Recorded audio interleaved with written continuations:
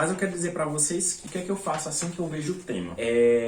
Primeiro, que nesse dia de prova, que é linguagens humanas e redação, eu começo com a redação. Então eu olho o texto, os textos motivadores, e começo a fazer o meu rascunho. Então eu tenho aí aproximadamente 45. Então, a gente tem esse espaço aqui em branco da prova. E aí para fazer o pré-rascunho, né? No caso, eu escrevo o tema aqui em cima, né? Saio marcando as palavras-chave, coloco a tese que eu vou defender e os respectivos argumentos, bem como dou uma conferida em todos os itens da proposta de intervenção, né? Quem, o detalhamento, o que, o modo e a ação. E aí vamos ler aqui minha redação. O filme brasileiro, Quanto Vale é por Quilo, retrata a situação do Brasil escravocrata do século XIX, em que os escravos aspiravam à carta de alforria, documento oficial representativo de sua liberdade e garantia de alguns direitos. De maneira análoga,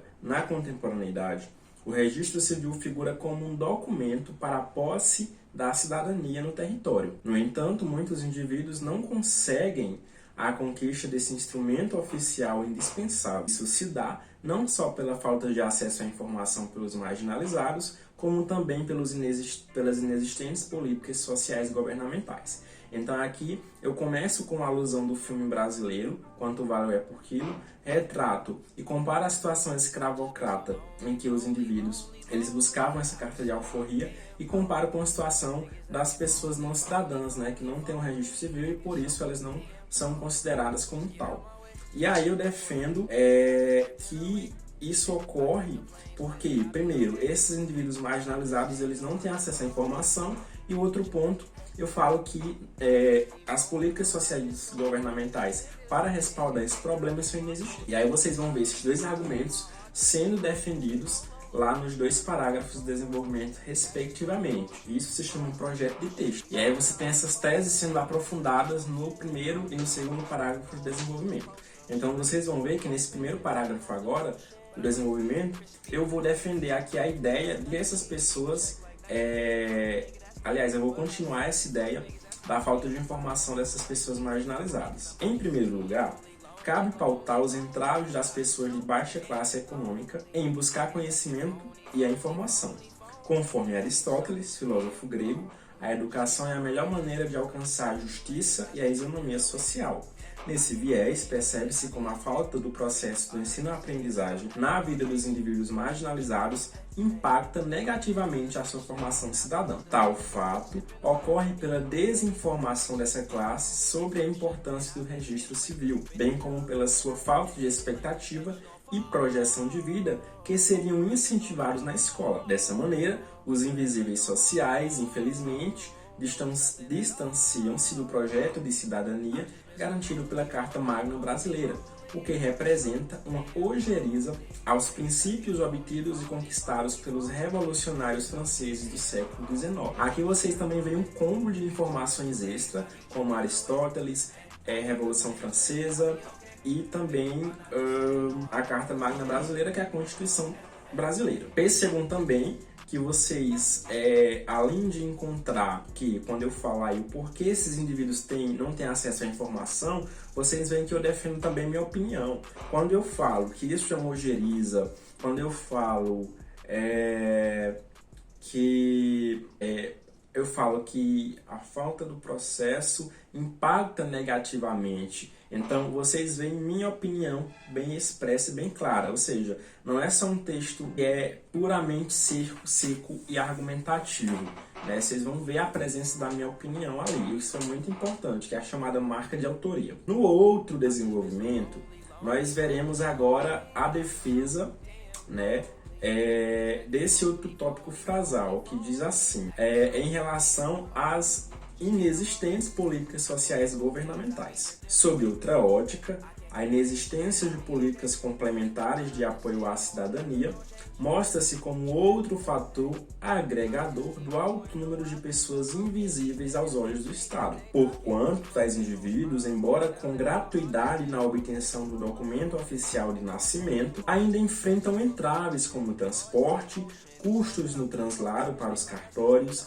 centralização das instituições públicas, dentre outros fatores que levam o indivíduo a distanciar-se da sua liberdade civil e prosseguir sem a assistência estatal, imprescindível para qualquer brasileiro. Então aqui eu aprofundo essa ideia das políticas sociais inexistentes, do porquê esses indivíduos não conseguem o registro civil devido a essa negligência estatal, né? E aí também falo justamente a questão também da marca de autoria, ressalto, né? Vocês percebem aí quando eu falo isso é imprescindível para qualquer brasileiro, isso tem a minha opinião, tem a minha marca de autoria. E a gente encerra com a nossa proposta de intervenção. Então, eu deixo o parágrafo todo para a proposta. Eu chego aí a uma síntese do que eu defendo na redação, no primeiro tópico frasal aí, e depois eu já entro em toda a proposta de intervenção. Então eu começo assim.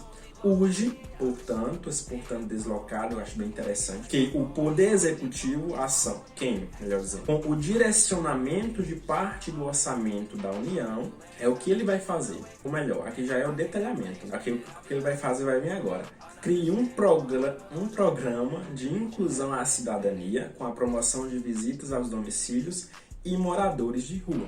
Então aqui é a ação, nós já temos a ação e temos quem vai fazer. Temos também um detalhamento já, que quando eu falo com o direcionamento de parte do orçamento da União, já é um detalhamento. E como? Por profissionais contratados, por concurso público, para que orientem, busquem e instruam a população não cidadã a realizar o registro e a obtenção dos demais documentos pessoais. Você vê que está muito completinho. E ainda eu continuo. Somado a isso, tal programa governamental deve oferecer a logística completa de direcionamento para cartórios e demais órgãos responsáveis. Eu somo mais uma intervenção. Por quê? Porque só essa primeira intervenção ela não resolve o problema que eu abordei na minha redação.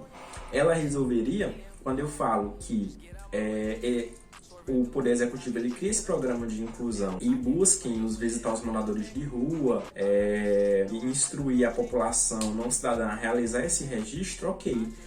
Com isso elas vão passar a ser informadas agora. Então essas pessoas elas vão passar a ter acesso à informação que foi defendido ali lá na primeira, na minha primeira defesa lá.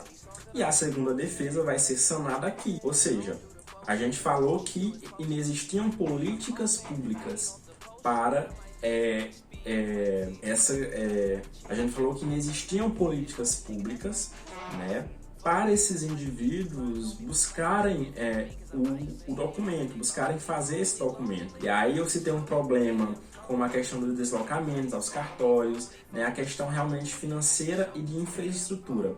E aqui a gente sendo esse problema, né, na segunda parte, né, porque aí o Estado, no caso, esse programa, por meio de um programa governamental, ele vai oferecer uma logística completa de direcionamento para cartórios e demais órgãos responsáveis. Ou seja, não vai somente informar, mas também vai dizer, olha, é assim que faz para tirar.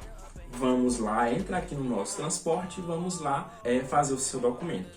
Então a gente resolve todos os problemas e amarra toda a redação. Então a redação ela começamos problematizando, detalhamos esses problemas e no final resolvemos tudo. Dessa forma, o ser humano não cidadão passará a ser livre do tronco da escravatura que os separam da malha social alforriada, retratada na obra cinematográfica supracitada.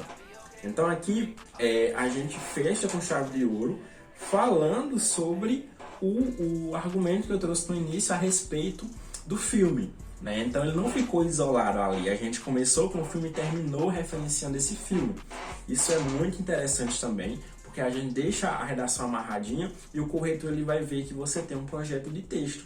Você pensou no texto do início ao fim, tá? Então a gente finaliza com essa questão da alusão da escravatura e dos não cidadãos, colocando eles ali em um patamar comparatório, né? Então isso ficou muito interessante e fez, quem está dizendo isso não sou eu, tá? Tô falando depois de redação corrigida, e fez com que eu obtivesse 980 pontos na redação. Então foram 200 pontos na competência 5, 200 pontos na competência 4, 200 na 3, 200 na 2. Eu perdi ponto apenas na competência 1, em que eu tirei 180 pontos. Isto é, um corretor deu 200 e o outro corretor deu 160.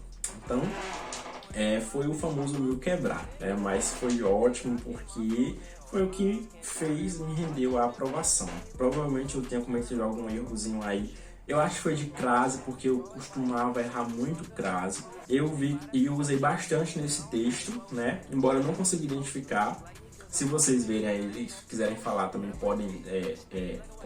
a gente pode levantar esse debate, vocês que viram o texto aí. Mas enfim, essa foi a nota, não questionei nem nada, consegui passar, graças a Deus. E vocês sabem, gente, a redação é um ponto importantíssimo. Para aprovação, principalmente em cursos muito concorridos como a medicina. Cara, você pode tirar 1000. Então, assim, matemática você consegue também, mas não é aquela coisa tão certa. Nem todo ano se consegue 1000 com 45 pontos, com 45 AC. Então, a redação é de fundamental importância. Sem contar que, nas universidades em que tem pesos, a redação ela tem um peso maior que a matemática, por exemplo. Então, se você até mesmo tem um déficit em naturezas, como eu tenho, a redação acaba que compensa e eleva muito a sua média. Eu espero que vocês tenham gostado. Para eu chegar a uma redação dessa aqui, gente, eu digo a vocês, a questão de ler muito redação nota 1000 é clichê, mas funciona muito, muito mesmo. Porque quando você tá ali lendo, você vai pegando o feeling da coisa, você vai entendendo como é construído, você vê que tem um padrão de construção, você vê que tem um padrão de questão de citações, de conhecimento de mundo, e até mesmo, que eu acho muito importante, o vocabulário. Um vocabulário mais, digamos, requintado. Claro, por mais que não some um ponto, dá uma beleza maior no texto, deixa um texto com mais cara, de 1000. Então, isso encanta os olhos do corretor, tá bom? É tanto que existe esse padrão. Se você olhar, a maioria das redações de nota 1000 é uma redação que é um vocabulário muito rico, com muito conectivo e afins. Então, leiam bastante redações. Eu digo a vocês, principalmente quem fala que vive muito aí, vou botar aqui a luz de volta também, que vive muito aí no 920, não passa, não consegue passar. Começa a ler redação nota 1000, pega as cartilhas dos anos anteriores, começa a ler, começa a rabiscar, tenta fazer, sabe o quê? Tenta corrigir as redações de nota 1000, como se você fosse corretor. E você vai ver o quanto isso vai te ajudar a desenvolver uma redação melhor, tá bom? Eu espero que vocês tenham gostado. Peço dicas aqui para os próximos vídeos. Nós estamos aqui em agosto, chegando pertinho já do início das aulas aí da minha graduação na UFPE. E daqui para lá eu pretendo produzir alguns vídeos aí sobre o Enem para ajudar vocês. Tá chegando esse período. E depois vai ser vídeos só sobre minha rotina, sobre como é a faculdade, aí vai mudar um pouco a lógica. Então aproveitem esse momento, vamos lá. Deem sugestões de vídeos, se inscrevam no canal. E é isso, tchau, até a próxima. Nigga that's like me, but I see fuck niggas that's high key. Plotting on me most likely can't fuck with me cause I've just been so lonely. I've been so damn lonely. These niggas acting phony, acting so damn phony.